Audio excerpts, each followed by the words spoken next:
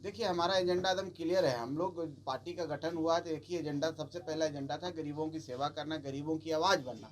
गया से लोकसभा सीट से एनडीए ने, या यूं कहा जाए एनडीए के हम पार्टी ने अपने उम्मीदवार के नाम की घोषणा कर दी है। इस वक्त की सबसे बड़ी खबर यही है कि हमने अपना उम्मीदवार चुन लिया है।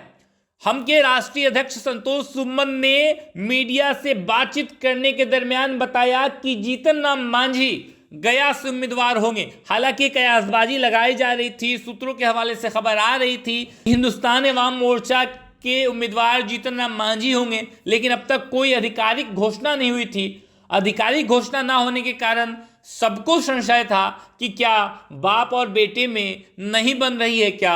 लेकिन अब सारी बातों, सारी अटकलों पर अब चुप्पी लगा दी गई है और जीतन राम मांझी ही गया के उम्मीदवार होंगे। साफ तौर पर संतोष सुमन ने मीडिया के सामने यह बता दिया है। हालांकि जब मीडिया ने पूछा कि संतोष सुमन जी, आपके पिताजी के मुकाबले राजद की तरफ से कुमार सर्वजीत होंगे, तो उन्होंने कह दिया कि भाई लोकसभा चुनाव है, सभी को खड़ा होना है, सभी एक दूसरे से लड़ते हैं, हमें किसी बात की चिंता नहीं है, हम अपने पार्टी और अपने पिताजी की ताकत को मजबूत करेंगे और हम बेहतरीन से चुनाव लड़ेंगे। क्या कुछ संतोष सुमन ने कहा है, आप खुद सुन लीजिए।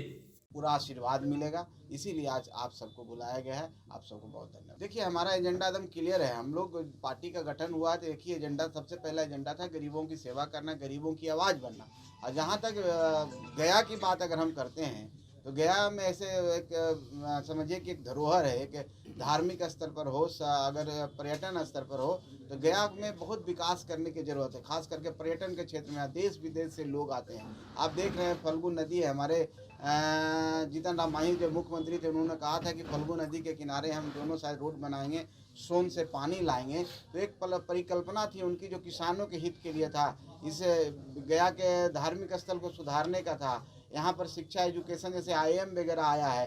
तो इन सारी चीज़ों को हम एक साथ करके उसमें और गति देने का काम करेंगे और गति दे करके गया को इस माने जो विश्व के मानचित्र पर गया अभी भी है, लेकिन और चमके और दिखे, ताकि सदियों तक लोग याद रखें।